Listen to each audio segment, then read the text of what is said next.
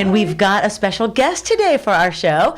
I'm really excited because I want everyone to meet my very dear friend, Meloney Hudson, who is somebody that I really admire. And you are, well, quote unquote, a goddess in more ways than one, because you work a full-time job. You're a producer, you're a writer, you literally walk the walk and talk the talk. And then on top of that, you wrote a book, Sexy, Spirited, and Strong, and I was at the book signing for this years ago. And so your outside interests, you also do Yoni Yoga. Yep. You teach women's empowerment workshops. And then what we're here to talk about is your brand new documentary web series. You want to talk about the rise of Venus. So everybody, Meloney Hudson, and the producer, director, and writer, and star of Rise of Venus. It's all about goddesses. So, Tata. Yes. You're a goddess too. Of course. Yes. Let's start talking to Meloney about, well, what do we want to talk about first? Well, let's talk about how we're all goddesses. Yes. Okay, well, first of all, it's just because we're women, we're goddesses. And the fact that we're female, we're human, and we also have this really incredible spiritual aspect that makes us more than just the robotic, three-dimensional people that we believe we are. You know, we have a lot of dimensionality. We have energy. We have a really incredible spirit within us. We have this phenomenal field of higher power energy outside of us. And yet we have this personality. We have free will to create the lives that we want. Mm-hmm. We're creators. So that's just a little tiny bit of what makes us goddesses. Let's talk about the word goddess, because when I think of goddess, I automatically start thinking about, like the statues and representations of idols. Yes. So what does it mean to be a goddess? Well, you're right. So really, in the literal sense, goddess is a feminine higher power.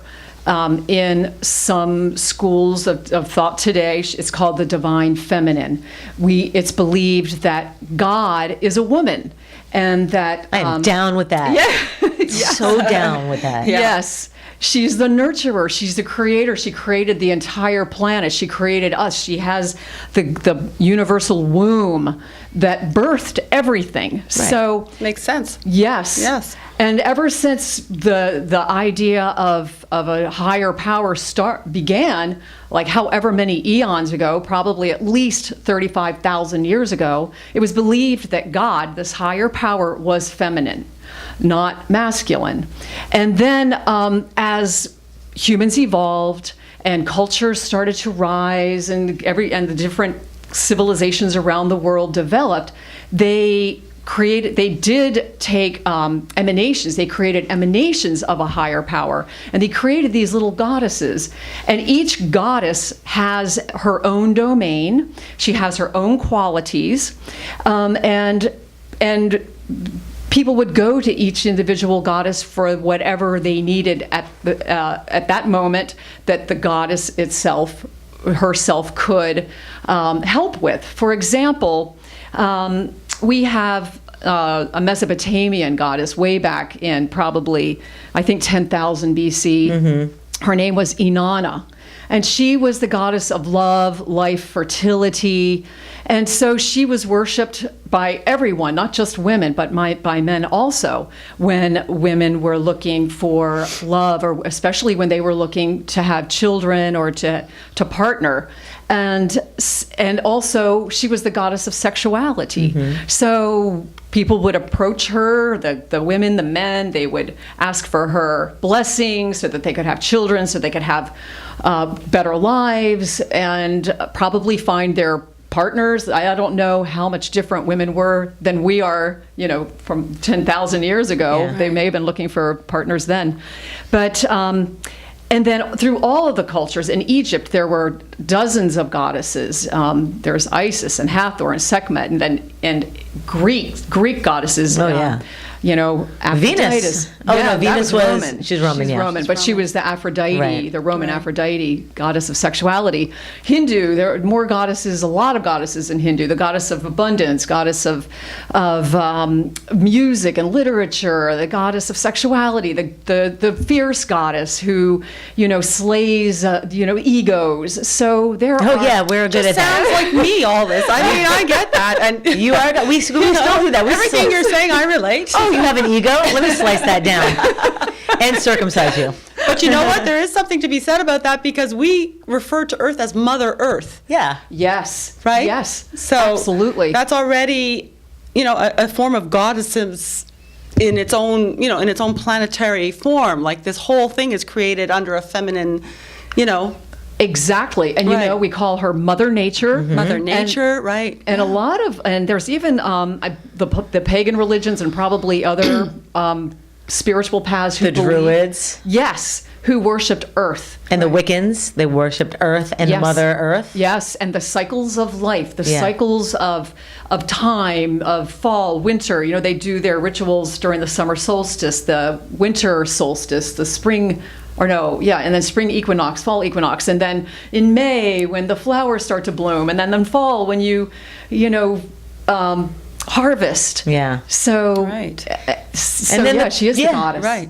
And then all of that ended. I mean, so the women were revered. We were, because what came first, the chicken or the egg, right? Mm-hmm. Like nothing happens without a woman in her womb, right? So it only makes sense that we were the original force. Yes. And that men and women had to have worshipped us because, we create life. I mean, imagine, a couple of thousand years BC or 10,000 years BC, and you're like watching a baby come out of a womb. You're like, oh my, whoa, you must be God. Right. Yes. kind of like when I give my dog food. Oh my God, the food just appeared. You must be God. My dogs think I'm a goddess. Well, just think about the capability Food of appears.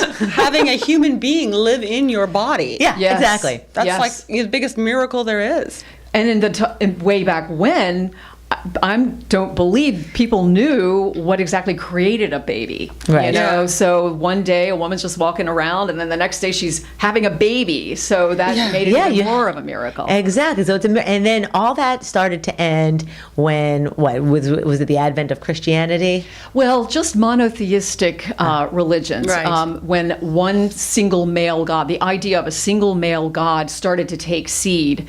And it started happening even before then. And actually, to be honest, historians are trying to pinpoint the time when it actually began to change. What caused that, though, to have this man be seen as this, God all of a sudden? Testosterone. It's testosterone, and one theory is that for example, in Neolithic Europe, it was a very peaceful time. Neolithic Europe was between 5000 BC and about 2500 BC. There's no evidence of war. There's all these little peaceful settlements, and there's goddess figurines everywhere, evidence that women and men lived harmoniously together equally. Mm-hmm. But then there were aggressive tribes that came from Eurasia and started to infiltrate different parts of the world, and these tribes were very aggressive. They were very masculine. They brought with them a sun god, and so they started to from what I understand, they started to integrate into these societies and then marry, and then they had influence, and then of course it was generation after generation.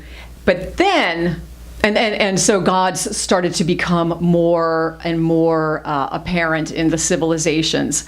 But then when, with the beginning stages of Christianity and actually Judaism, which happened before Christianity, Right. that's when it really started to happen. That's true. And you look in the Bible, in the Old Testament, you can see the actual passages where God is telling his people to destroy all of these other cultures, including goddess cultures. Mm-hmm. Then we have Christianity, and then we have Crusades who came, and I personally believe the Crusades is another really huge thing that wiped out goddess religions. The Crusades were the waves and waves Right. of the Christians taking over. Yes, Yeah. yes, Yeah. yes. And Call it what it is. yeah, I always Christian try to be dominance. gentle with that. Whatever. But, Call it what it is. That's what But happened. it's like if you don't believe in God, you're going to burn in hell. You got to believe in our God. Our God is a jealous God, and don't worship any of other idols, or you're going to burn in hell. Right. It's all of that. And our God kills women and children. Yeah, and unfortunately, Yeah. our God did do that, or Right. influenced it. Right. At least the people thought they heard God telling them that. Yeah. It's all And perception. why, this is just, I'm just putting this out there because I've always wondered this. So, maybe it's because I watched the 10 Commandments. Yeah. But so Moses goes up, and why does it have to be a male voice? Like, how do you even know that was a male Right. voice? Like, really? It was a dude's voice? You sure that wasn't the voice in your head? I mean, really? How do you know? Yeah, you don't. You hear your voice. When you hear a He voice... was hearing what he was hearing after all that opium that he was, maybe. they were doing in those days. But you would hear your voice, right? Yeah. When you hear voices in your head, like, whose voice is it? Why is it always No, have to because be... it's supposed to be coming from above. God was speaking to him. Well, Right. why does it have to... Why did he... He never said, and it was a guy's voice. Like, he didn't That's come down... interesting. He never Yeah. said that. That's nowhere. Right. Anyway. No, he didn't say that. No, he said, it was a guy's voice, and so therefore God's a man. Right, but I think there are a lot of assumptions too. Yeah. Oh, my God, you yes. know, that was a man speaking, because this was already the beginning of the monotheistic man. This man in the sky is. Yeah, they the just one made you the worship. Yeah. assumption. Well, first Yeah. of all, weren't all these writings and everything that happened in history based on these biblical times and all that, weren't these all written by men? Yep. They were all written by men, Right. and there were many things that were written that spoke very highly of women, and there's a possibility that they were destroyed. And also, our Bible is made up of personally selected passages. Yeah. It's Right. not all of everything that was course written. not. Oh, yeah, highly edited. Yeah, and Yeah. in fact, if you do, let's see, what is it that let's see, what is it called? What is it? The Testament of Thomas or something like that. The Book of Thomas? The Book of Thomas, not Book of Thomas. There's one, and there's one of Mary Magdalene. Oh, yeah. And yes, and they're very feminine. They revere women. They speak of how Mary, for example, was Jesus's favorite disciple. But you don't find that in the Bible. But we do find that was found. Those texts were found in the Dead Sea area in these jars that were uncovered by archaeologists. So What about the whole concept of the Immaculate Conception? Well, interestingly, Right? I mean... So Immaculate Conception actually came before Jesus. Yeah. There were a lot of goddesses who are considered, to have created their own children. It's called parthenogenesis or something like Yeah, that. didn't Parthenogenesis. Isis? That was like the story of Mother Mary actually came from Isis. What I heard in the Joseph Campbell book. Right. Well, now Isis got pregnant from Osiris. Osiris was destroyed by his brother and was hacked into pieces. Right. So Isis was so devastated, and she tried to put him back together, and she put him back together and brought him to life long enough for him to have an erection, and she got pregnant by him. So that's okay. a different myth. The man's dying wish. Yeah, the power of myth, right? But she had to go because his remains had wound up in some other kingdom. Yes. Some king, and he had a tree, and part of Osiris's, well, I can't call him Osiris, was in that tree, and she had to So she was actually able to create life, like she was magic. Right. Yeah. Yes. Yeah, no, that's true. That is true. Because he was all Humpty Dumpty. Except his penis, apparently. That was still intact. No, she put the whole thing back She together. put it all back together. Right. Yes. Yeah. So go ahead. So the story of Mary. So, there are just, let's see. So Mary, I'm trying to think back to what myth. See, there are a lot of different myths where women are born, or men are born, or the goddesses are born out of the sea. Aphrodite was born from, per one myth, somebody's testicles were thrown into the ocean, and this was a Greek mythology, and so she was born out of the foam Okay. of the sea, and let's see, who else? I'm trying to think about some of these other women who were, or the other mythologies where the babies were born without the father. I can't offhand. But the thing with Mary was that she actually gave birth to a god, to the Son of God. Oh, okay, right. Yes. So doesn't that make her divine and holier, like a higher power? Like she's godlike to have given birth to the Son of God. Right, but of through course immaculate conception, which means through the higher power. Yeah, so everyone worships the Son, but no one worships the woman who actually after that she was done with. Actually God. Right, I'm saying She's the she God. must have been the stronger God. Well, her and whatever, they're both gods. But no of some respect. kind. So no, she's just the Right. mother. She is She's the mother grooming the passage. child. It's so true. And She's then the passage that he chose, Yeah. or God chose. Right. So Yeah. that he has Yes. to be the God. Right. I mean, So God come can't on. create mankind then, or his own son, without a woman.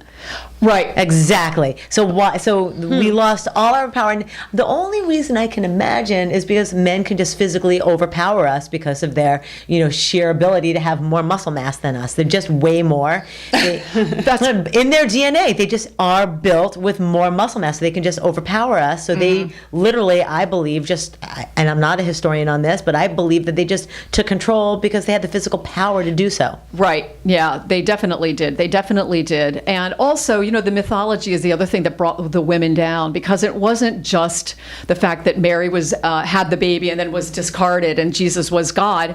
It's the mythology behind the creation of woman and man. Yeah. So man Right. was invented first. Woman came from his rib. Woman was tempted by the snake, bit the apple, and destroyed all of mankind. Right. Yeah. And so that also was another thing that took the notch out of women's esteem in the world. And I believe in dinosaurs. Well, I believe in revolution. they're saying that woman is the ultimate temptress, and man's one weakness is her. yes, it's so true. It's so Right. true all over in Proverbs. Because we took that rib. Well, speaking of the rib story, in one of your episodes, I forgot which one, there is a story of a rib. You want Yeah. to explain that episode? Sure. So, it's the predecessor myth before the Adam and Eve story, and it took place during the Mesopotamian time, where a god. Let's see, what was the story? There was a man or a god who went into the garden of the goddess, and he was picking her fruit, and he was eating her fruit, and the goddess got mad at him, and so she sent him into either a deep illness or close to destruction. So all the gods were like, we really don't want him to die. Can you help bring him back to life? So Inanna is like, okay. So she brought another little goddess and put him at his rib, and the goddess brought him back to life. And so that one story kind of evolved into the Adam and Eve story. Yeah. So there's the apple, there's the rib, there's like a life, there's life that comes up, but within the case of the feminine story, of Inanna's story, it's life taking place and resurrecting and becoming good, whereas in the Adam and Eve story, everything goes down. Yeah, she saved this guy's ass with a rib from another goddess. Was that right? Or she created a goddess and the other little goddess helped to Put a little rib in there? in the rib, or First went of all- into him to bring him back to life. first documentation of surgery. Psychic surgery. The first rib replacement surgery. Well, then that's interesting because in all of our current religions have all been based on pagan religion. So I remember back when I was a news reporter back in like the early 2000s, it was very Christian run company. The guy who owned it was very conservative, very Christian, and the girl that was above me, the news director, also very Christian. She was Spiro Agnew's granddaughter, so very, very, very to the right. And and there I was I was like the Jew, and I'm like, let me educate you guys on a little bit of something. Yeah. So Easter came around. I also did a story on Passover, and because they all didn't know, because I lived in an area of Colorado that had literally in that town 75 Jews. Oh my God. So I'm like, let me do it. It's my time to do a little, education. So, and not that I know that much, but what they didn't know, and I was surprised because I thought everybody knew this, that I said, well, let's do a story about Easter. And they're like, okay, let's do a story about Easter. And then it turns out, as I'm doing the story, their faces are just going white because I'm explaining how Easter was the goddess, a pagan goddess of fertility, that the Christians just happened to jack because the celebration of Easter happened to coincide when they wanted to make the resurrection. So it's not, they don't have the date of the resurrection, but they're like, oh, all these people are celebrating. They're putting eggs on their doors. The pagans were putting eggs on their doors, and coloring eggs, which represented fertility, which is how the eggs happened and the bunny rabbits happened, because the bunny rabbits were the symbol of like lots of shtupping. Right? I'm like, it's a shtup fest. So that's how You're bunnies. You're ruining my childhood fantasies of the Easter bunny. That's how we got the Easter bunny. That's how we got the Easter bunny. Because I said, don't you want to know, like, why your symbols of Easter? What does that have to do with Jesus rising from the dead? I never understood that as a kid either. Like, Right. why am telling you. Yeah, exactly. It happened to coincide with the festival where they worship the pagan goddess Easter, the goddess of fertility. And so they're like, well, now it's Easter, and this is when Jesus rose from the dead. But they let them keep all of their customs because, what do you want when you're trying to convert people into your religion? People. Right. So if we let you play with your eggs and have your little bunny rabbits and stuff, as long as you say you're a Christian, you're good to go. But you can still go and practice your Easter stuff. I love it. Yeah. Oh my God. Interesting. It's hysterical. Very interesting. And so just meanwhile, so all the people at the TV station were like, so their faces going white as I'm telling them that their beloved holiday Easter is based on a pagan religion, based on a pagan holiday. Wow, that's Yeah. incredible. Yeah, I Because didn't know that. the April, whatever day that was, that is the day something happens with the sun, and you're into the whole astrology thing. Yes, a little more than you. But yeah, so there's something, there's like some kind of, not an equinox, but there's something with the sun at that time. And so they're like, well, this is a convenient day to make Jesus's day of resurrection. Right. They don't have the day. Right. Right. And so some people suspect that the same thing with Christmas. It is. It falls very close to winter solstice, and the trees were worshipped. In fact, there were some goddess religions where the goddess was represented by trees, and she was worshipped. Exactly. Hello. There were no Christmas trees in Israel. Right. Hello. Right.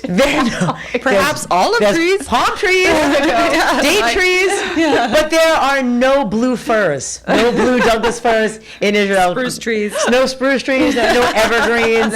Sorry, where do you think that came from? Yeah, exactly. Yeah. I don't know. It was snowing that year in Israel. Anyway. Melanie, how did you get involved in all of this, like with women's empowerment and this goddess? Like, take us back to your journey from the beginning. Okay, thank you for asking. It's actually a really cool journey, and I'm sure we all have our own journeys, but mine started when I was a young girl, and I had a really lovely life. I had parents that never divorced. I was raised in rural Maryland, rural Virginia, really sweet. But as I grew up, I was very supported by my family. But I had low-level self-esteem, and as I got older and older, it became more and more evident. And I felt like I wasn't getting where I wanted to be in life. I didn't feel successful. As I became older and I became, more aware of men and tried to do relationships, I just wasn't feeling it. I didn't feel good about myself, and it got worse and worse and worse. I ended up not liking myself at all. Do you think this was because of men or boys or? Well, interestingly, I think it has to do with conditioning of our societies. Because back in those days, I was born at a time when women's liberation was just really in full force in the mid-70s. I mean, I was born before the mid-70s, I won't tell you when. But I was very aware of what was happening with women's liberation. And so before that, I was looking at what was happening to our society. My mother got married and had children because that is what was required to be an accepted social woman, woman of our culture, and to have children. And I didn't want that. And I was raised in a school where boys were, still considered better than girls. Many cultures around the world still consider the boys, the most, the best and beneficial to the family. And that's the way it was when I was born. And, not that my parents were blatant about it. I think it was just very subtle. It was a very undercurrent within our whole social system. And of course, growing up and girls judging themselves so terribly, women have to be beautiful, and then, with the whole sexuality thing, women should be pure, and I wasn't pure. I enjoyed my sexuality, not at a super early age, but a pretty decent, pretty, I was in my late teens when I started becoming active. So, it's all these judgments, all these social judgments on women that I think I just adopted, and so many women adopt. And so as I became older and older, I started to take action and started doing workshops and studying different spiritual paths, discovered Tantra, which completely opened my eyes and blew my doors wide open. Tantra is an ancient spiritual path. It's a combination of Hinduism and Buddhism. It's very feminine focused. There are many goddesses within that spiritual path. And in that path, a woman is considered a goddess, a man is considered a god. The whole ideology is to bring balance. So it's equality. Exactly. Right. And I was like, whoa, this is incredible. Women can be worshipped. Women are goddesses. Right. And I had a huge shift, an instant shift. And it was from there that I started studying ancient women's history and goddess history, and I just ate up everything that I could. And I noticed that I started feeling better and better and better about myself. I started being more clear in life. I started feeling more powerful. I started feeling my purpose. And then I realized that I need to share this with other women, because I look around, and even today, with all of the advantages that we have, all of the advantages that younger women, older women have, how beautiful, how wealthy we are, all of the opportunities. So many women are still self-loathing, self-hating, they're depressed, they're lost. Well, you know what? We were talking about that, Jill and I. We were talking about it, like with social media and everything now.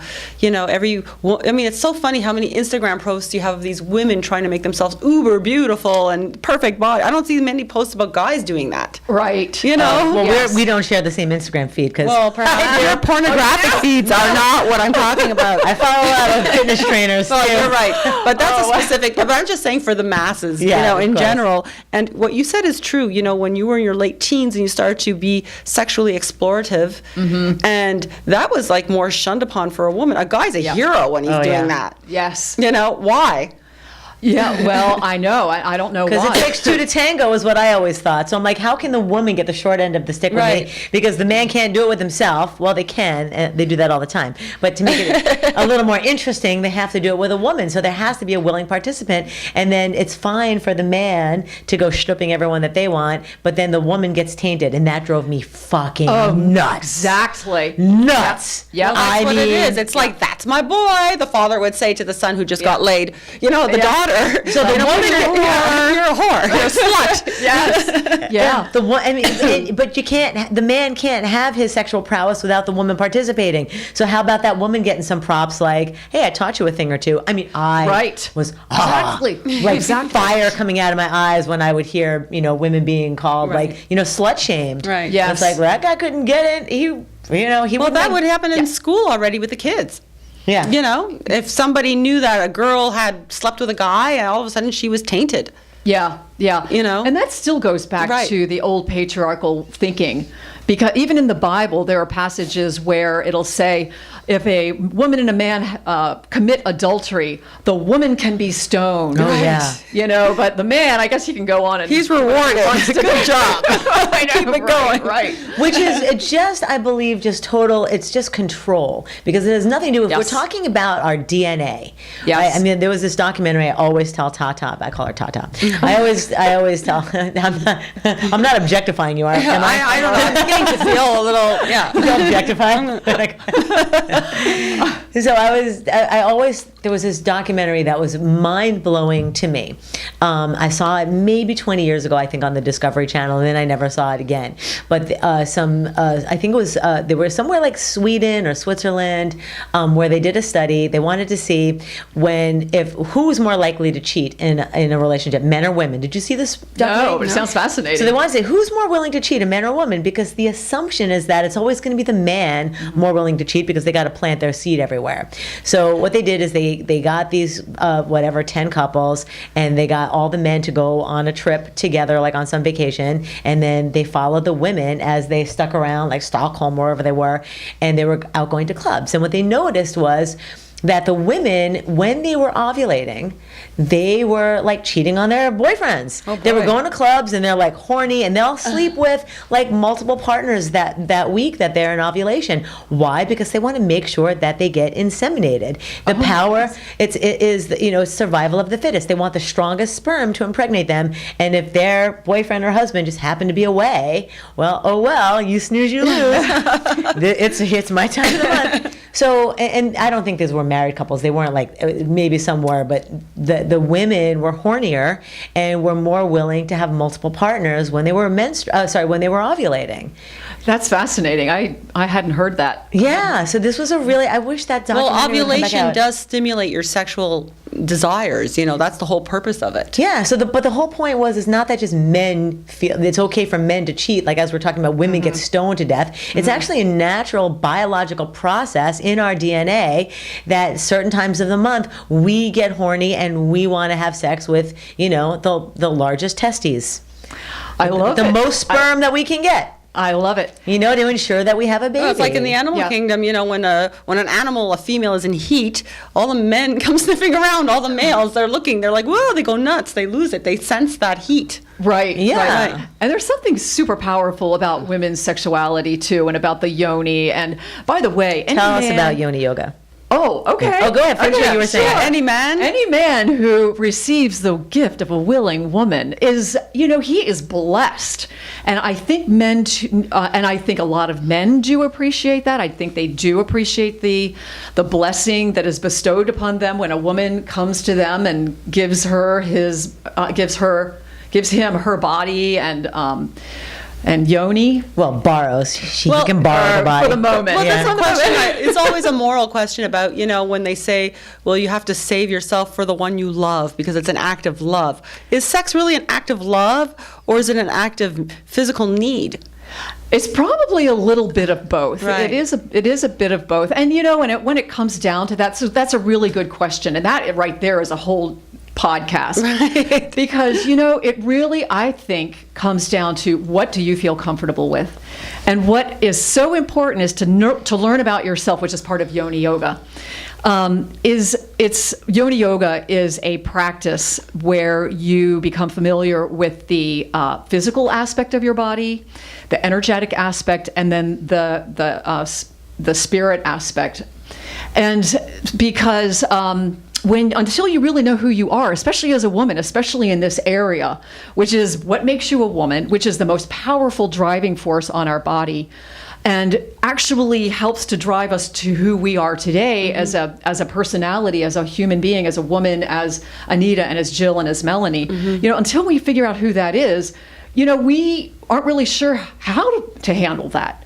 So I feel that when you get to know your body, when you understand how precious you really are, how divine you are as a multidimensional being, and how amazing this item, this yoni, by the way, means womb, and it encompasses both the vagina and the uterus. Oh. It's this whole area within the pelvic girdle with all of the bones, all of the muscles, your ovaries, the fallopian tubes. It's this whole incredible network of magic So when you respect that in yourself and you decide what you want to do with it, that's how you share sex. That's how you share sex. Now, if you find that this is so precious, you don't want to give it away to anybody but the most appropriate partner, your life partner, your perfect match, your soulmate, then you will keep it, and you will keep it, and you will be so proud to keep that sacred. Now, if you find that, I love the feelings, I love the power of the sexuality of my yoni, I love the feelings, I love to give this away, I love the experience of sharing energy with a man, I love the feeling of having penetration, I love giving my mouth to him and to his member, and and all this other thing, and it fulfills you to have sex, then that's going to be the thing that you're going to do, and that's going to fulfill you, and that's going to bring you the greatest joy. Right. But if you do either one of those and you don't really know what you're doing, like if you're saying, okay, I'm going to save myself for my husband, but you're not, but you really, really want to, or you never get married. Right. Maybe you don't find that right guy. Exactly. Exactly. And then you're missing out, and then there's regret. Or if you say, okay, my girlfriends are having a million boyfriends. The trend is polyamory. I guess I'll be a polyamory, and which I hate, by the way. And then you end up doing it because you think you should do it. Yeah. You end up miserable. So the key is knowing who you are. And Yoni Yoga, and that's just one aspect of what Yoni Yoga But then you have does. to detach that from what your parents told you, Yes. what everyone in school told Religion. you, Yes. what religion told you, and then Yep. you have to separate that from all of the other external forces. Well, here's That's the thing. true. Men, they don't even think like this. They don't think they're saving themselves for the one they love. Some do. They're like, There's really? a movement. There's a movement. I haven't seen that in my lifetime yet. I mean, basically, man seen it really either. functions on, need and supply. I need to get laid. I'm horny. Where is there someone I can, You've heard of our Vice President Mike Pence, right? Yes. Oh, yeah. He probably invented that. But like in Brigham Young University and stuff, they ask all the kids to take a celibacy pledge, and for the men or the girls and the boys to pledge chastity. It's a huge movement, this whole chastity it's because thing. they say that men, when they get married and they have to stay, they say, well, you must be loyal, you must be faithful. It's almost an unnatural thing for a man. It's actually unnatural in general, because you're not, that's a rule that was made. Oh, yeah. That's Right. just, it's not a natural thing. I mean, if there was not that rule, I think there would be a whole different, Yeah. society out there today. Want to hear my philosophy on that? I do. Yes. Okay. I believe it all comes down to money. Oh, well, there we go. I think because if the man is Yeah, the stripping a bunch of greatest women, evil. yeah, if men, so the church probably is telling men, and if you know more than me, please tell me, but I think about this stuff a lot. My brain is busy all the time.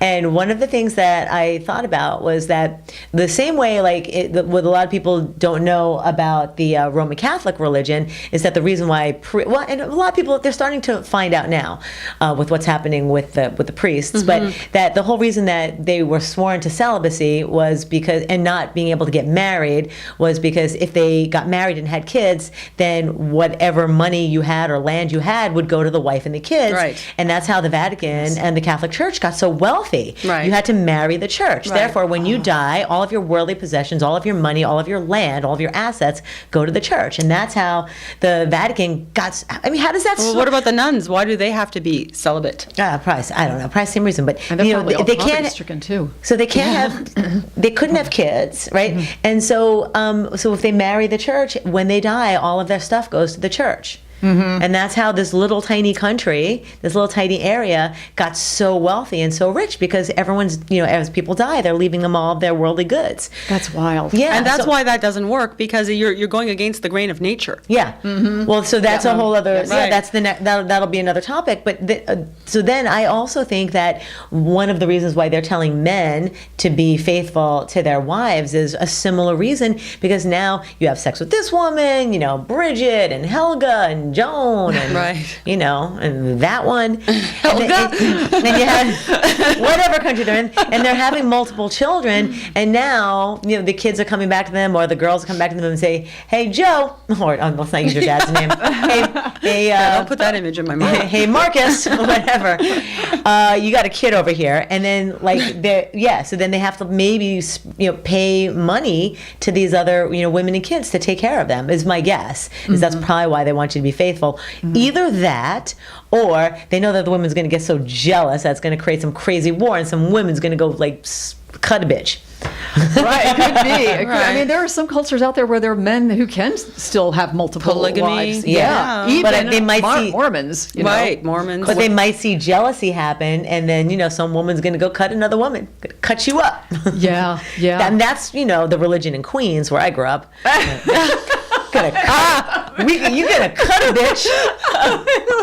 That was my man. I guess polygamy in Queens is no. I have seen that happen. Oh yeah, that's my man. Oh yeah, that's my man. What? That is my. Right. We got knives showing up in school, in my high school. Oh my God! Over the guy? Yeah, the two women fighting over the man. Oh yeah. Wow. Oh yeah. So it's either that, or it had to do with money, because all of the kids are going to start coming to hey, that's your dad. ask him for money.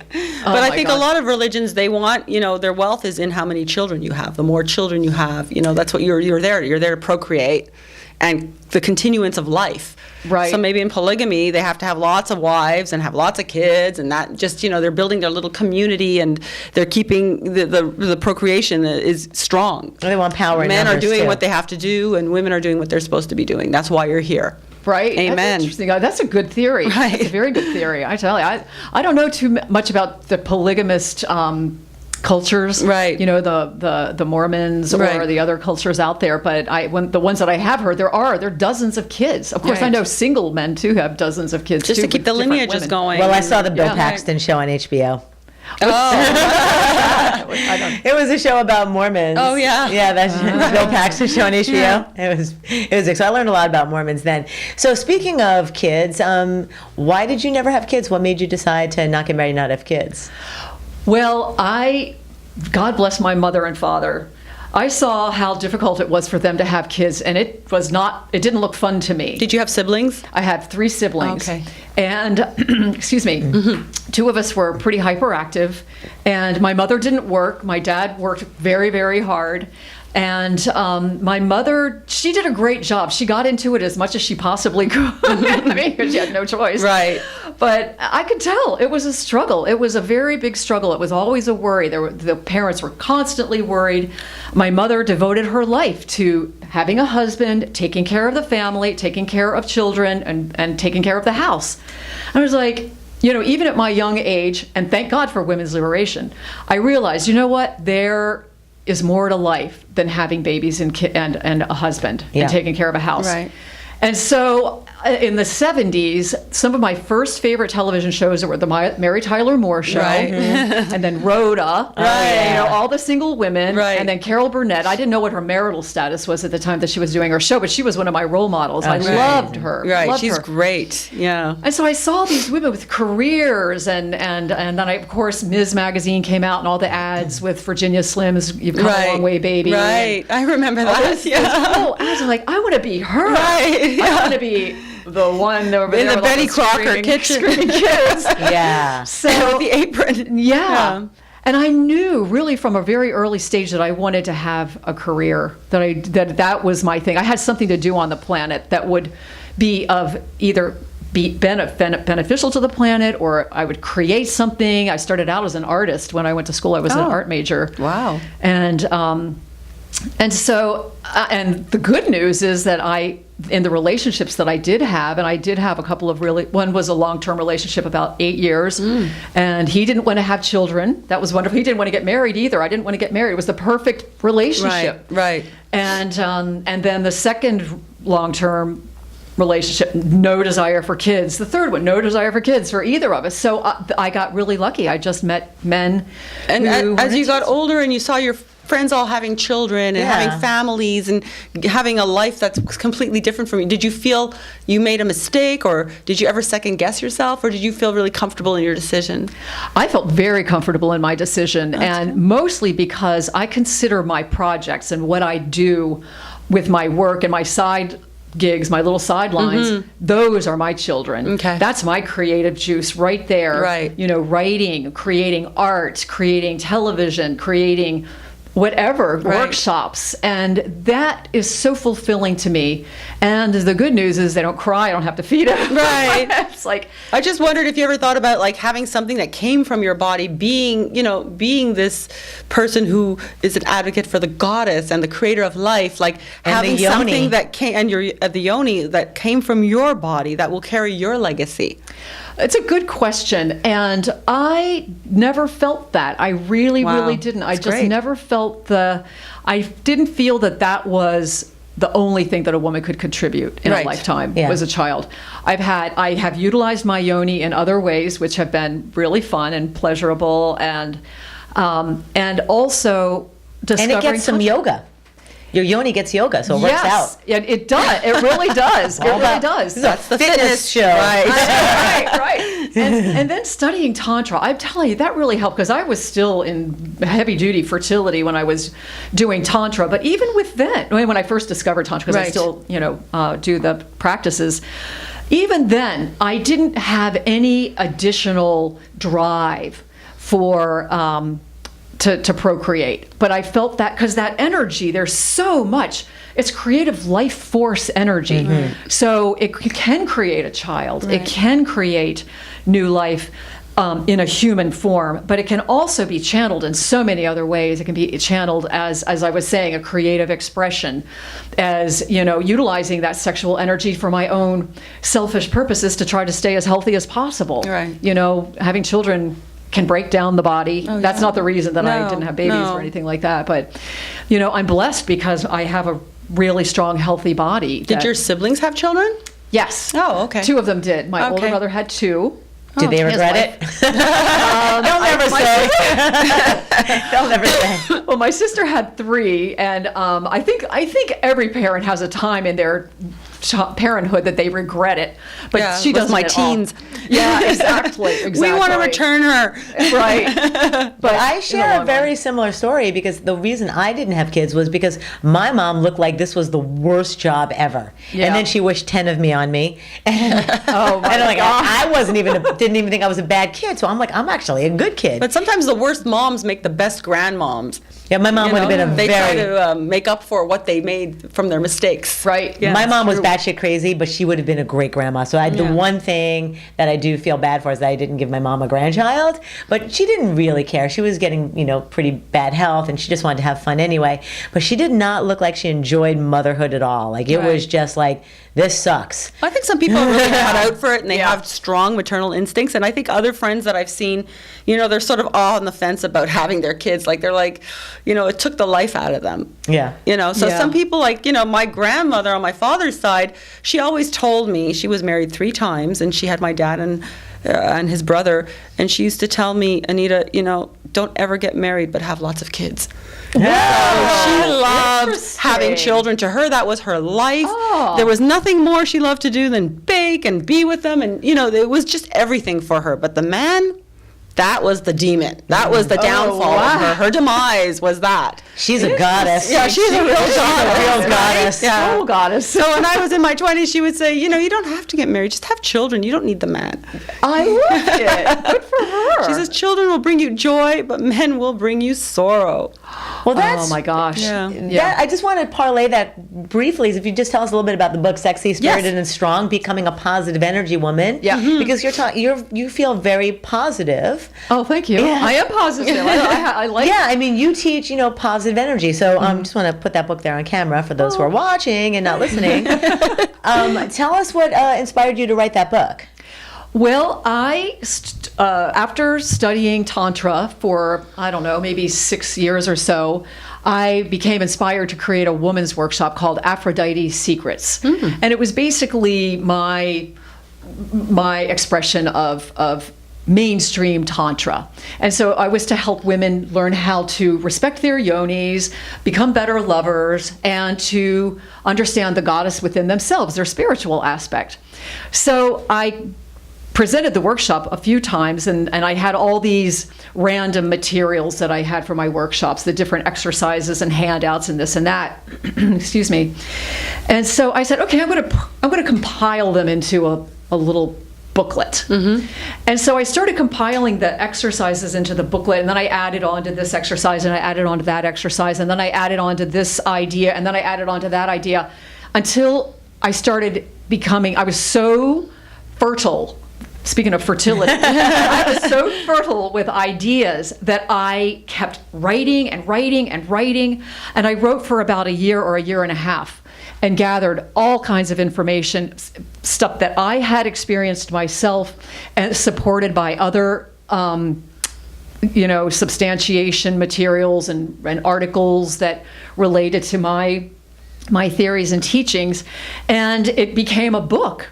And it was probably one of the most exciting periods of my life to write. And I did it in a way that it's in a disciplined way that I still maintain, which was I started waking up very early in the morning because I was working a day job like I still do. Right. And I wanted to spend time writing, and I knew if I didn't spend enough time writing, I would never get a book written. I would never even get a pamphlet written. So I started waking up about 5:30 every morning, and so between 5:30 and 7 in the morning, I would just write. And it is magic. That time of day is so magical. I was so inspired. Ideas came to my mind that just it exploded inside of me. It helped me explode as a woman in a good way, and it charged me up. And it really just it was just a fantastic experience. And so that all that energy and all that information that I compiled is in that book. And so when you look at some of the exercises, they are a lot of techniques. They're techniques from the tantric practices and Taoist energy practices. And then there's a lot of stuff from the Western world, self-esteem practices from the West. And it's all really good, and it's upbeat, and it's uplifting. And what happens is, the thing that I love about Sexy, Spirited, and Strong is I focused on the energy centers in a woman's body that were most diminished through our cultural conditioning. Sexuality, spirituality with the demise of the goddesses, and then our inner strength. All of our power was taken away from us. And so I felt if women can re-energize and revitalize those areas in her body, those energy centers in her body, it will help improve her self-esteem. And so this really is the guidebook to help women become a positive energy woman, because those energies, when they're revitalized, you become, healthy and exuberant and happy. And what happens when they're negative? What's interesting about negative, there's nothing really wrong with negative. It's just a reframing of the negativity, because you can change a thought. It's a mindset in a split second. You're exactly right. So, but anyway, and it all lends to self-esteem, feeling better about yourself, feeling like you're on purpose and you're here to create something great on the planet. And ultimately, the ultimate high idea is that it helps to bring balance to this crazy planet, because there's so much negativity, there's so much uncertainty, that if we can be a positive force in the world and exude energy that's uplifting to even just a few people that we have in our little periphery, we're okay. We're helping the world. Right. We're helping the planet. Right. So then with Sexy, Spirited, and Strong, that came out of your passion for Tantra and just wanting to get all of your knowledge and everything out there. Where did you have the impetus for doing Rise of Venus? Very good question. Thank you. Rise of Venus. And I think you asked me to ask you that question. Yes, I did. Thank you. Good question, Jill. So, part of my mission on the planet is to help educate women with energetic information about energy and also history. Even long before I had an idea of doing this documentary, I wrote about history. I started studying it. It helped me learn about women and goddesses, which helped my self-esteem. And so I impart that. I always impart women's history as part of a self-esteem builder. I feel that knowing our history is a link to our power. So it all started really when in 2016, when our president was elected, and there was suddenly this shift in consciousness about women. I felt we were on a really good track with women's empowerment and respect towards women. And I felt like in 2016, I'm not going to mention any names. Look it up in case you're watching this in 2020. Yeah. When we're talking about grabbing pussies and all this and getting rid of, let's get rid of women's health rights. Let's take away all of their rights for, women's health and get birth control and abortions and and I was like, we're going backwards. We are. That was definitely a step back to the dark ages. Yes, yes. And so we went to the Women's March, and I'm like looking around. I say, I'm so happy to be at the Women's March. And all these women are like, yes, we're powerful, we're powerful. Right. But there was still this question mark. Are we really powerful? We're still fighting. What are we still fighting for? Well, that's around the whole Me Too movement, right? Well, I think Me Too started a little bit after, right? Didn't the Women's March happen? I'm not sure. That was in 2017, the march, right? And Me Too came right after. Right after. Or somewhere around there, yeah. Yes, but it all kind of comes together. Right. So what was happening, it was I was feeling, and even with Me Too, we're feeling in our power, but we don't really know why we don't have power in the first place. We don't understand why are we still trying to get rights. Did we ever have equal rights? Why do we have to ask for them? Right. I know, exactly. Are men asking for rights? Right. That's exactly right. And so I wanted to help women understand where we lost it. Where did it go? It hasn't always been this way. Right. And so the documentary is another tool that I use to help women's self-esteem, to help them see what they were like before, what the world was like before, who we are as women, how amazing our vulvas are, how the patriarchy is really the way that we have lost our equality. And I don't want anybody to hate the patriarchy. I don't want anybody to hate men or hate God by any stretch of the imagination. In fact, it's very watered down. My message is, this is a turn of events. Right. But it's an unfortunate turn of events, but it's not like, and men made it happen. Because women also made it happen. Right. Women bought into it too. That's right. Women bought into it. So that was the impetus to create another means of educating women. What was the most fascinating thing that you learned as you were doing the documentary? I know I used to ask you that every week. I would see, I'm like, how's that documentary coming? What did you learn this week? Oh my gosh. What was if there's one little nugget, like the most fascinating thing that maybe sums it all up, or the one thing that you didn't know that really like blew your mind with all your years of feminine expertise, what was that? Let's see. Not to put you on the spot or anything. Well, probably the one thing that comes out to my mind the most is that I always had this instinct that our yonis, our vaginas, were really powerful. Thus I've been teaching Yoni Yoga all the for several years. But I didn't know about the Shelia Nagig, and the Shelia Nagig is a sacred figure, a woman representing woman. Where her vulva is wide open. She's this grotesque-looking feminine being, but she displays her vulva. And I understood from the expert, Star Goody, who had studied, and she was my guest on this particular episode, that there were, two aspects about the vulva. It's frightening and it's inviting. And so I was like, wow, that's an aspect. I didn't realize that, the yoni in some, I don't know if they're tales or really it happened, but women would expose themselves to the enemies that were approaching their tribes to frighten off the enemies. So it's like, frighten or entice. So I think that was really fascinating to learn that about our bodies, how powerful and mystical we are. And where do we find the Shelia Nagig? It's in Ireland. So unfortunately, many of them were so destroyed by, of course, the the people who came in who thought they were bad. And so there are remnants of Sheila na gigs in Ireland, but that's mostly in that particular region. And it was to ward off enemies, but also... Well, also to invite you. It was a representative of a goddess. And these little figures often were... found in tops of doorways and windows, so is the inviting in through the entryway.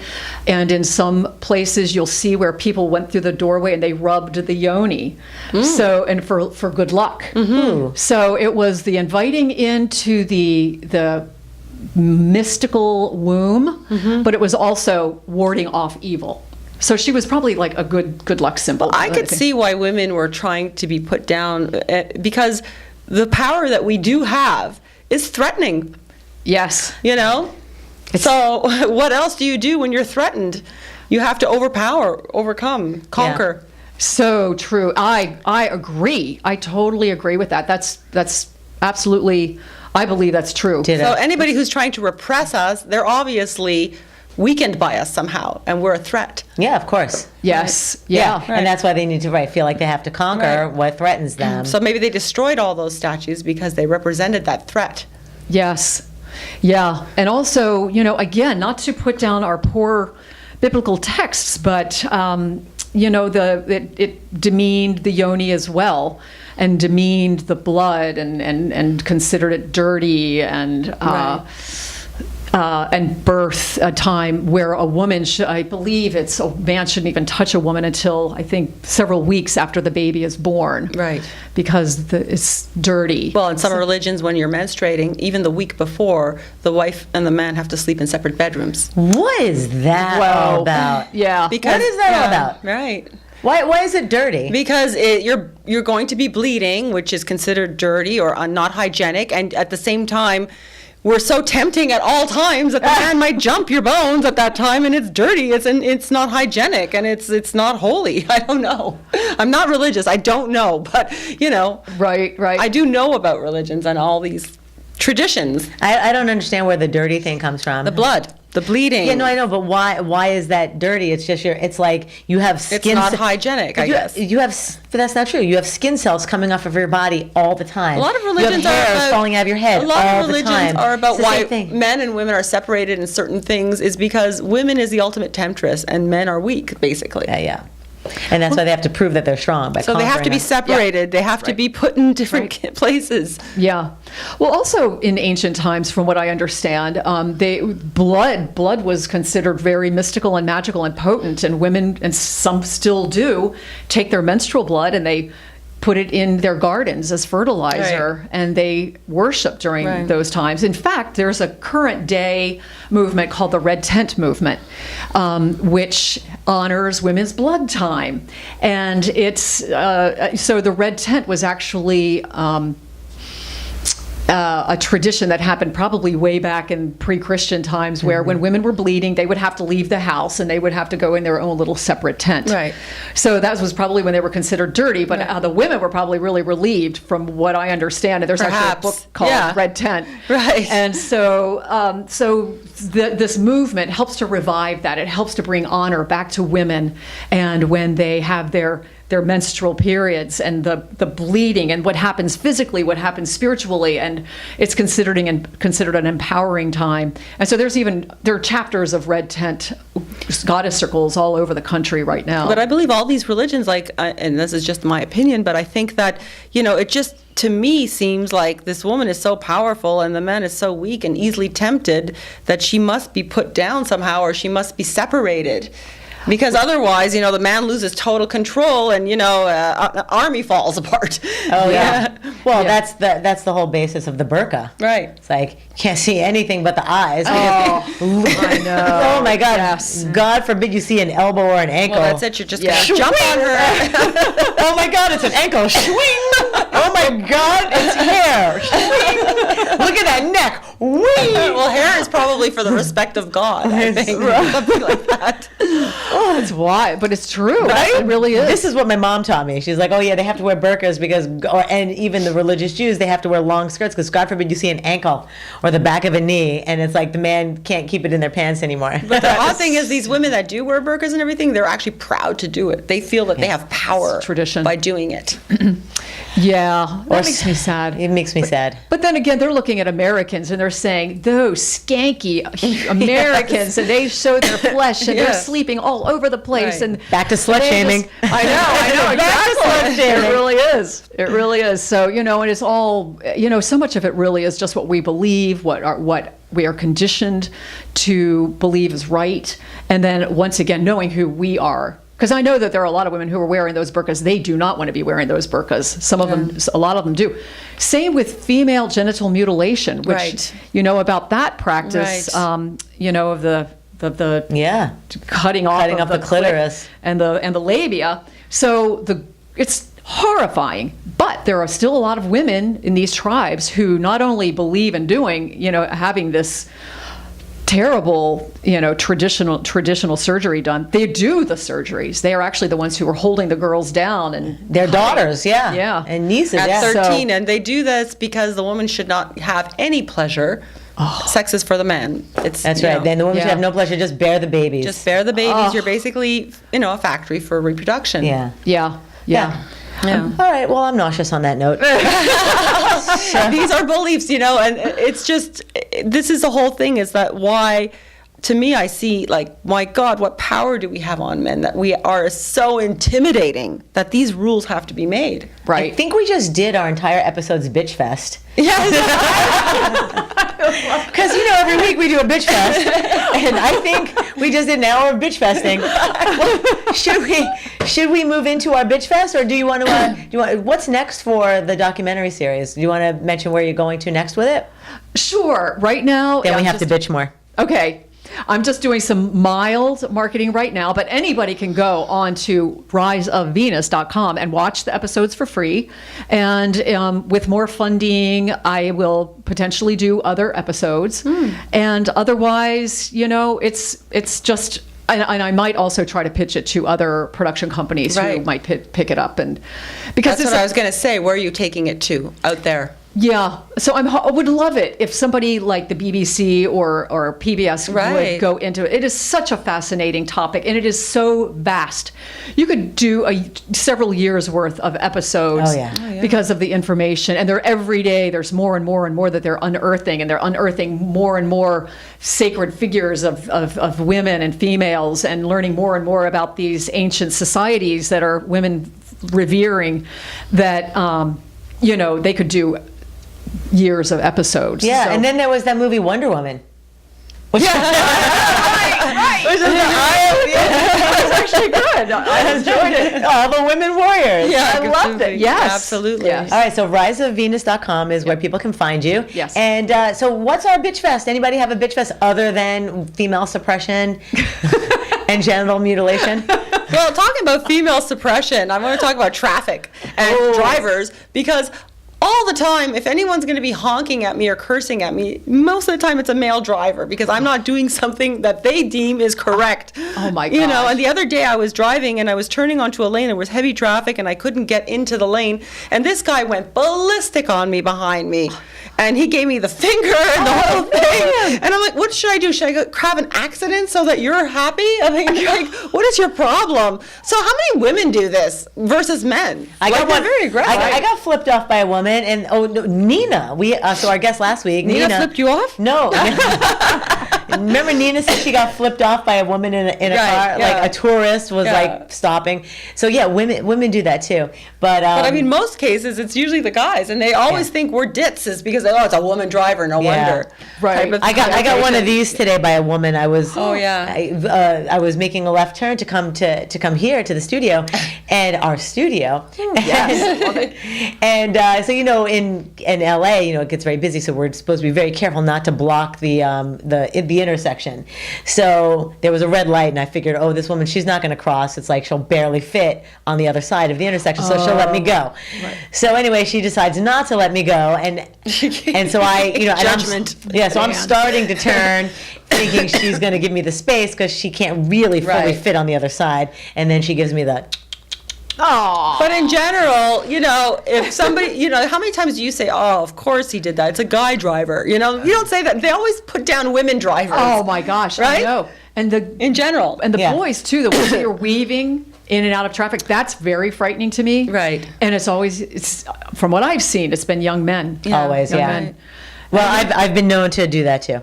Oh, really? Yeah. Well, I'm also a little bit of an aggressive driver, but I just hate that whole connotation of like, oh, yeah, typical woman driver. Right, that whole thing. I know. I'm the best driver in the world. Yeah. But people probably flip me off because I go too slow sometimes. Right. Yeah. Do you have anything to bitch about, or is that your bitch fest for today? Anything really bugging you? You know what? I'm going to just tack right on to Anita's bitch fest because I don't like it when people don't use their turn signals. Right. What is that? Like you're supposed to guess. Oh, I think she's going to pull a left turn, or he. Yes. Yeah. And also when pedestrians are in a crosswalk and there's a car sitting there, they don't think they need to use a turn signal when there's a pedestrian, but pedestrians need to know whether the car is turning too. Yeah. So they can either run across or stand. There is a thing about LA, like pedestrians have the right of way at all times. So basically you in the middle of the night, one night it was really raining heavily.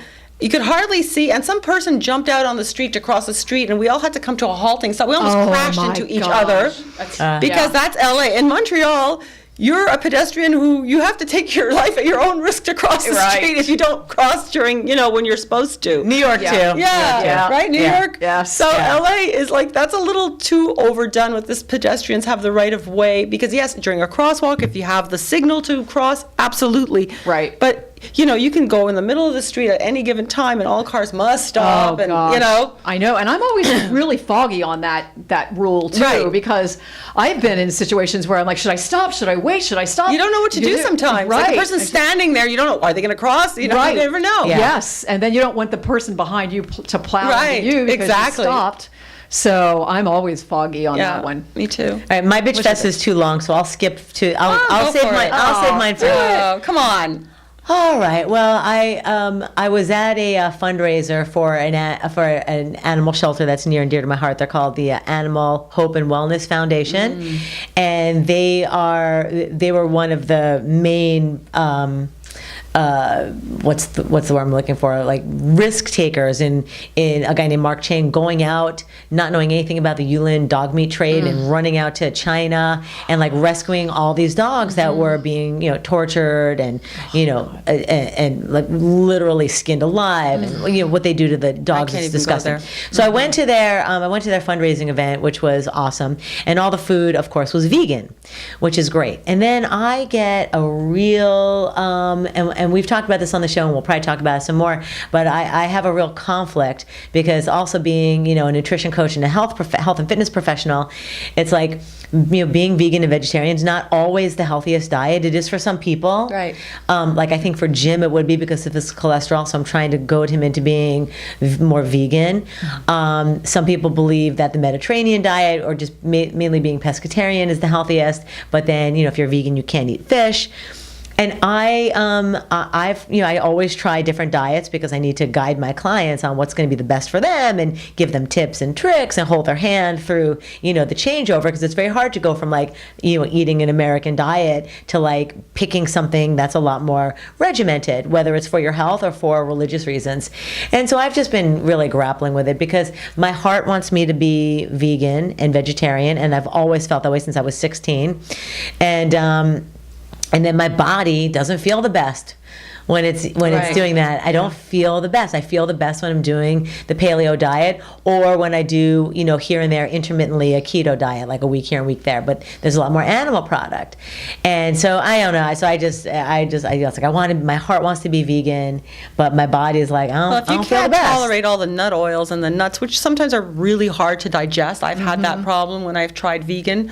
The oils really. Well, you can have olive oil. You don't have to have nut oils. Even those olive oils, it's a lot of oil, and there's a lot of nuts, and everything's nut based and olive based, and then having tofu and stuff like that doesn't always digest well. Yeah, and some people have a real soy allergy. Like I can't eat soy. Yeah, it's right. I'm allergic to it. So. Well, I just have a big problem. Well, with, vegan food's heavy. Yeah.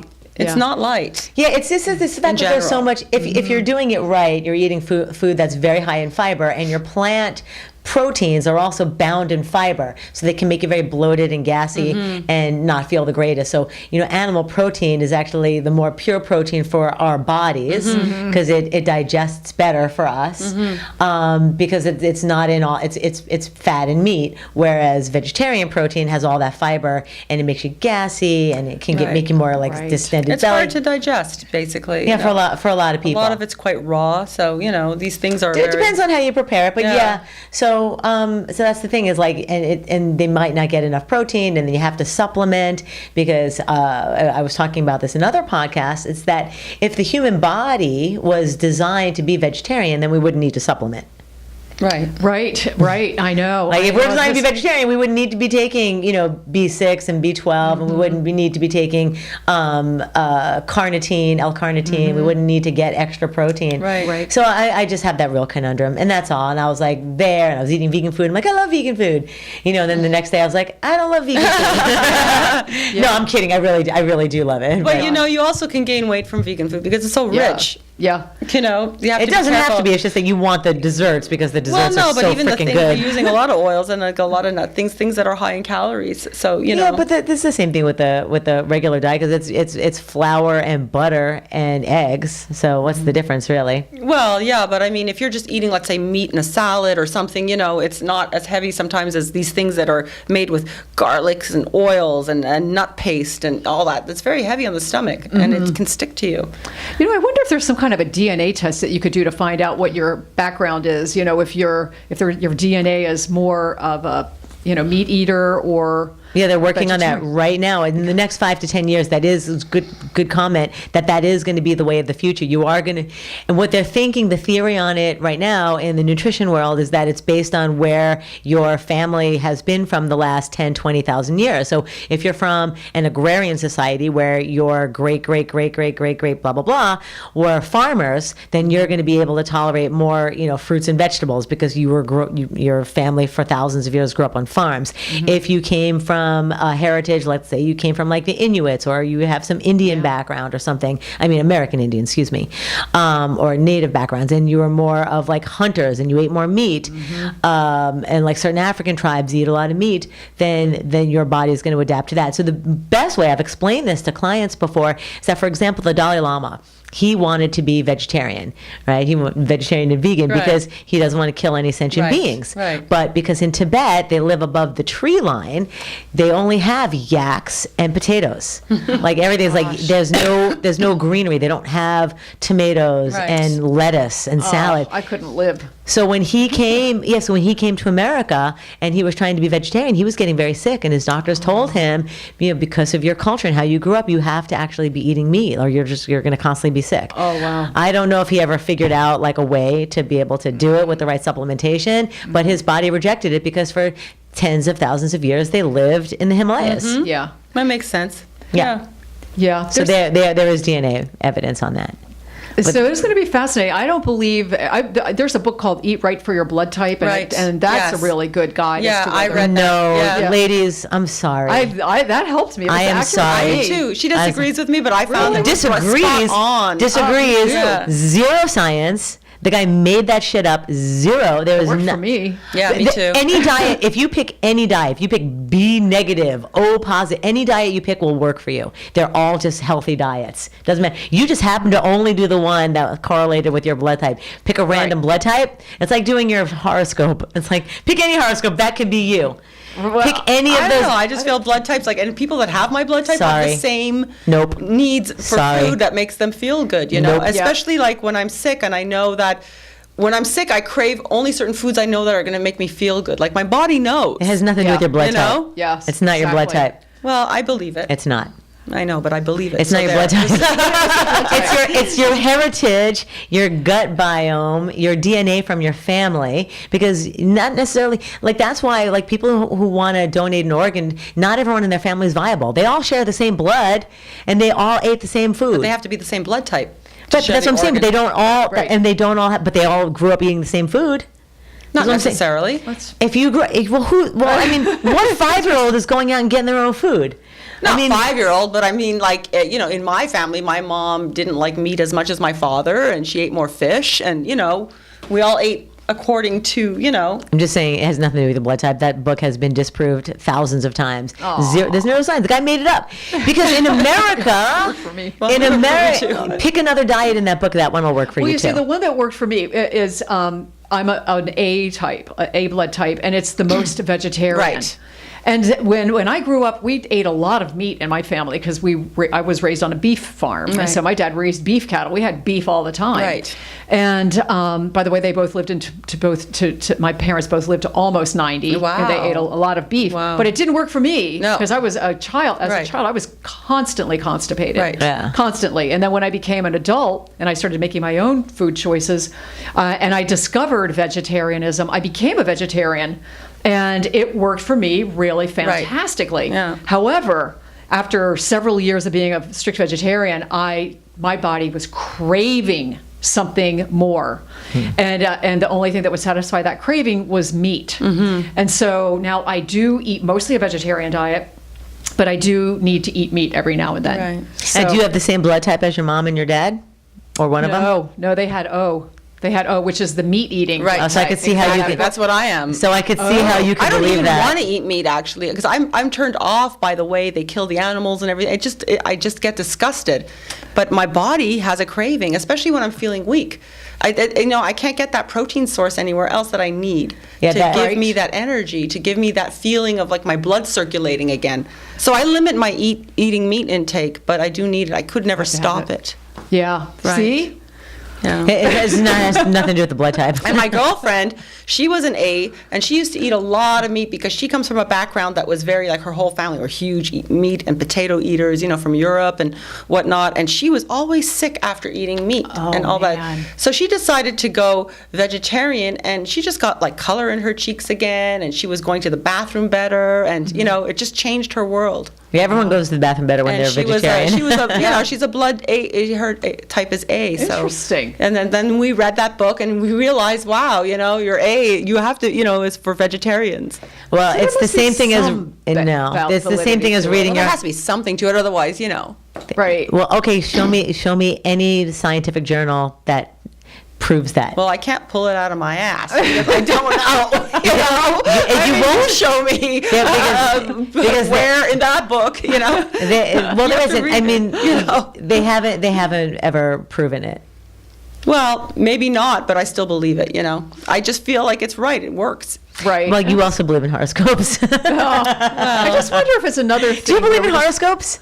I think that there is an There's an influence energy, of the right? planets. There's an energy planetary of the influence. alignment of planets. So I and watched a whatnot. documentary on that, and it just says because as you're growing up and you keep reading it, you keep believing that that's your Do you personality. believe every documentary and everything you read and hear? Where's the scientific evidence that's been proven behind it? I believe that because they go back to the history because they found the woman who made it up. She's like she just started writing a column based on Aphrodite. They say that, yes. Yeah, well, they found Where's the proof? in the actual articles that the woman wrote. Yeah, she but just she's one started person. writing. A lot of people that have followed. Astrology is not something new. It's something it's in the history of the beginning of time. Basically, people believed in stars and alignment, and Right. Yeah, I don't it's know something what- that has evolved to what it is today. But there was a ground where it started. I'm skeptical. I mean, I think that you can read pretty much anybody's horoscope, and if you keep reading that horoscope over and over, you start to believe that that's your personality. That's what I did. I mean, when I It's was not about your personality, but you also have to read like the different types there are. There's the Chinese astrology, and every day it's changing what's going on, and it's actually a merge of all of these together because it's all based on different elements and things and time you were born, and it's not just one like commercial one where astrology.com says today you're going to have a bad day, because it's much deeper than that. Yeah, I think it's deep to the point of non-existent. I don't believe it at all. And I know I have friends who are astrologers, and I'm just like, all right, whatever. And then, can you talk to my mother in a past life too? I'm like, nah. Right. Yeah. I like it. I personally like it. I think anything is possible. I feel like this world is so multidimensional. In the study of the stars did take place, hundreds of years ago. I don't know whether astrology was created back then. I don't know. And I believe in astrocartography, which is where the planets, your star lines fall on Earth, and then potentially where, if you live in those areas, the influences of those planets will affect your life. Mm-hmm. Because I have proof just from my life living in certain places in the country and having things work for me or not work for me. And I look at my astrocartography map and I see, that's where Saturn, like I'm really close on my Saturn line right here in Los Angeles. What we're discussing in science, and I'm not like a professional scientist, but it is like my passion, and that is called the confirmation bias in science. But we're made of energy. But the confirmation bias. We have a magnetic parts to us that draw and take from certain things, in the world, in nature. It's actually a natural progression of how things happen when you're born, and the energies that your body emits and the energies that you're surrounded by. Right. I'm not very educated myself in it, but there's a lot of more depth into this thing than just like I said, a zodiac sign that says today you're having a good day. Right. Yes. Yeah. And the influences the planet. It's true. It's true. There's a lot going on. I don't think it's true. What was that? What was the theory? The confirmation bias? It's not theory. It's a definition. Confirmation bias is like, if scientists are going to study something and they want it to be true, they will only pull out the evidence that confirms their theory. Right? So you're not supposed to do that in real science. But so for example, in your case, you guys were type A and you did a vegetarian diet and it confirmed your bias. She's A. Okay. And so you found that this diet confirmed your bias that you're supposed to eat more meat and you're supposed to eat more vegetarian. So and same thing that you said in your life, that when you learned this astrocartography, mm-hmm. that it just confirmed what you wanted to believe. Because my mom used to tell me, you're such an Aries, I'm like, what does that mean? So, I'm reading about Aries. And so it confirmed that bias that I became more like stubborn and, tried to become more of a leader because I thought that that's how we're supposed to be. And that's what they said in this documentary, that as you're told as a kid what you are, you actually, the more you hear that, people, what are you? I'm an Aries. Or what are you? I'm a Cancer. That you start to actually develop that because it's told to you. So it's confirming that bias that that's what you are. It's the power of psychology, not the power of science. So, do you believe in psychics and things like that? Have you ever gone to a psychic or anything like that? A really professional one, not just one that's going to read your cards. That's been disproven too. Oh, I don't know, man. Oh my God! This is a new episode. The next episode. Of Darren Brown? Darren Brown proved that it's not true. No, I saw Thomas John, who is a medium, and I saw him at an event in LA not that long ago, and what he does is he talks to dead people. Yeah, well. And so I was in this audience. Sorry. No. Sorry. He You want to see how it's done? Yes. Okay. Darren Brown, who's a mentalist, he's the most famous. He has a TV show on the BBC. He has a show on BBC. He shows you how they do it. It's on. You go on YouTube. Look up Darren Brown, and he shows you exactly the psychological tricks that they do, and he shows you how they do it. It's a fucking... I have gone to one that didn't know me, that wasn't in my country. It was out of the country, has never met me before, and I didn't say a word. Sorry. I just sat there. That's right. And somehow they knew things about my childhood that I never disclosed. Total bullshit. Yep. Total bullshit, I ladies. believe Sorry. it. No, Watch. I believe it. Okay, we're going to post. I don't know because nobody knew me. It was a foreign country I did it in. On the bottom of this show, on the bottom of this episode, I'm going to link to the episode with Darren Brown. Look up Darren Brown. He's super, super, super famous. He's had. But how would he explain that? A total stranger. He won't show. He tells you. He shows you. He does it. Didn't ask me any questions. Okay. Just told me to sit and say nothing. So in this Darren Brown episode, and started to read my energy. no problem. You know? I believe it. Nope. I believe it. It's not And true. I said nothing. It's not true. See, Didn't Darren fill out Brown a form. Didn't do anything. Yeah. And didn't pay unless I was satisfied. She Darren- said, don't pay me. Darren Brown Feel shows you good. how it's done. Man, I He don't- took 100 people in an audience, and they all believed that they were going to this psychic. And they're crying because he's telling them about their mothers and this message from their dead father. And he's like, I'm channeling something from, do you have a dead, something with an M? Maureen, Melvin? Oh, yeah, Melanie, right? And, oh, yeah, that was my great-grandmother. Oh, well, she has a message for you. And they're crying, and you didn't get along that well with your mother, right? Oh, and they're crying. Then at the end of the show, he's like, sorry, I made all that up. He's like, I'll show you how I did it. I want to tell you, I had an uncanny experience too. With He shows you how those happen. Well, It is a psychological trick. They are. Some people, but this guy. I didn't Thomas say Tom- anything, so there was nothing. No I didn't psychological. either. That guy is a fraud. Thomas John. Fraud. I'm sorry. He I love you. sound accurate. I with know. I this love you, thing. Melanie. He told me I'm all sorry. things about my mother that no one on the planet Sorry. knew. That you know, believe that. And I'm sorry. No, It's a I mean fraud. it's not going to upset me or I'm anything sorry. like that. But No. I still believe that he was true and also an accurate and the real deal. And he also did a reading for a friend who lost I'm her beloved, and he. And really, I mean, how would he know? How would he know my mother I lost? am very skeptical about it, and I always go in not believing because I think it's a total scam. It But I is a was total shocked- scam. But okay, Jill, but hang on. But that one time I went and I was traveling, and this person didn't even know me from a hole in the wall, and I was told not to say anything, just to sit there. I was blown away because it was some deep stuff that, I didn't even tell my husband. I didn't tell anybody. Like, it was just, I never even thought of it until she brought it up again. It was back in my memory somewhere. Yeah, people can. I believe people. So can I'm like, read energy, how would yeah. you know that? Like, that's a little bit too deep. I wasn't sure.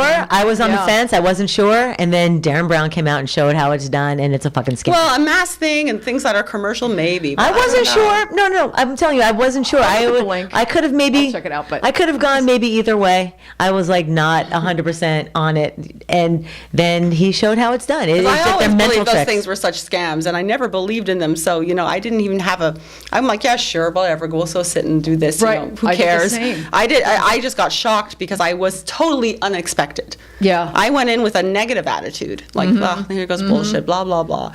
And I did the same thing. I went to see Thomas John with my friend who lost her fiance, and she was hoping to have a reading, have him come into the room, the fiance come and give a message or whatever. He never appeared, but I was listening to these other people, and what he was revealing, he would never have known, and it wasn't like trying to. He doesn't take know. guesses. He is. They figure out. I don't They know, do. man. They. Well, she she was- told me something horrible that I would have never, that ended up happening that, they saw. So that was really Wow. bad. a Yeah. specific detail. Or what was it? Well, I'm not, yeah. What happened? No, I mean, I'll tell you later, but I'm just saying it was, something. Tell the other fine-tuned females that. are Well, watching. I don't really want to talk about that Aw. right now, but I'm just saying it was really, shocking because it didn't even dawn until it happened months later, and I remembered the words.